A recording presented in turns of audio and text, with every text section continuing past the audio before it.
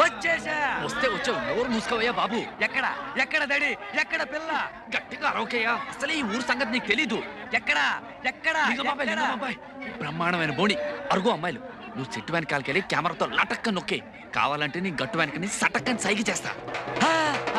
అదిగో శవం. శవం. ఈ శవం గడ్డ పంప ముంచేటట్టున్నాడు. అయ్యో, ఇల్లు తొందరగా దొరికింది అల్లుడు గారు. ఏం దొరకడము, తిరిగి తిరిగి పిల్లకి శోష వచ్చింది. నాకేమో గుండె నొప్పి వచ్చేలా ఉంది.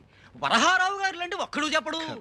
నా పేరు వరహారావు కాదు అల్లుడు గారు, వరహాలరావు. ఓహో అదే, పేరేమిటో? నిలవేణి. అమ్మ బాగుందిటే. బాగుంది. నీకు బాలేదు.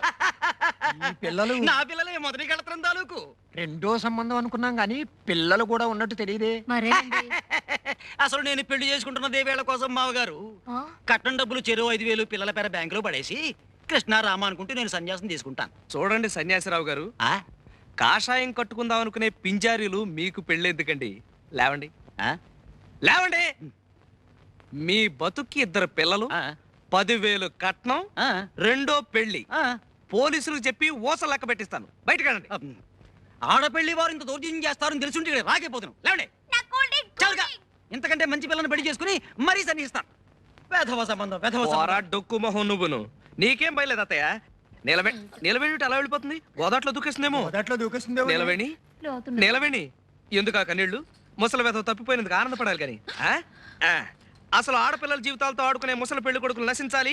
కట్నం దమ్మిడి కూడా తీసుకోకుండా కళ్ళ కత్తుకుని పెళ్లి చేసుకునే నాలాంటి యువకులు ముందుకు రావాలని వీరేశలింగం గారు, గురజాడ అప్పారావు గారు, రేలంగి వెంకటరామయ్య గారు, నల్లరామూర్తి గారు, కోడి రామూర్తి గారు, చదలవాడ కుటుంబరావు గారు లాంటి ఎందరో మహానుభావులు ఎన్నో రకాలుగా ఉపన్యాసాలు ఇచ్చారు.